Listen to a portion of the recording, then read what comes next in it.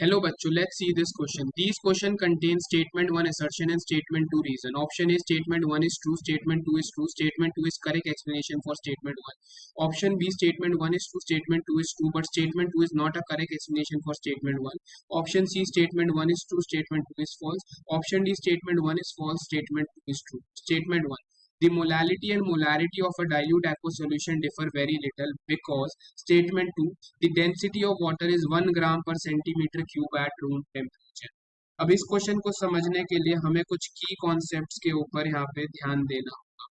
Molarity का मतलब क्या देखने को मिलता है? Molarity it is equal to the number of moles of solute present in 1 liter of the solution. So it is given by number of moles of solute. यहाँ पे number of moles of क्या आएगा? solute आएगा हमारे पास. solution नहीं, it is given by the number of moles of the solute divided by the volume of the solution in liter. ठीक है.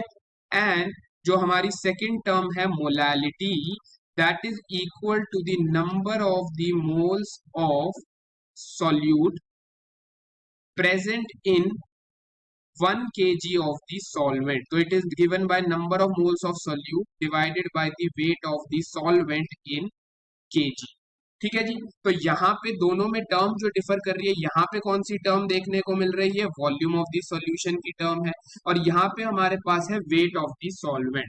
हमें पता है density will be given by mass upon volume, तो mass will be equal to density into volume.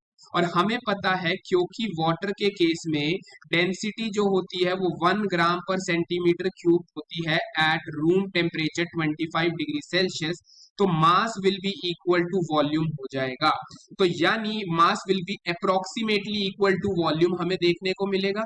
तो जो हमारी molarity वाली टर्म थी, दोनों में जो डिनोमिनेटर टर्म है, so this volume of solution can be replaced by the term mass of solution because density is equal to 1 gram per centimetre cube. तो volume will be equal to mass only approximately. तो दोनों में अब क्या आ गया? दोनों terms जो हो जाएंगी, molarity will be approximately equal to molality हमें देखने को मिलेगा because density is 1. That's why mass will be approximately equal to volume. अब दोनों की जो डिनोमिनेटर टर्म डिफर कर रही थी, अब वो क्या हो गई? सेम हो गई. यहाँ पे भी मास आ गया, यहाँ पे भी मास आ गया है. ठीक है. तो यानी हमारा करेक्ट आंसर क्या हो जाएगा? Option 1. Statement 1 is true, statement 2 is true and statement 2 is the correct explanation for statement 1. I hope you understood it well. All the best. Thank you.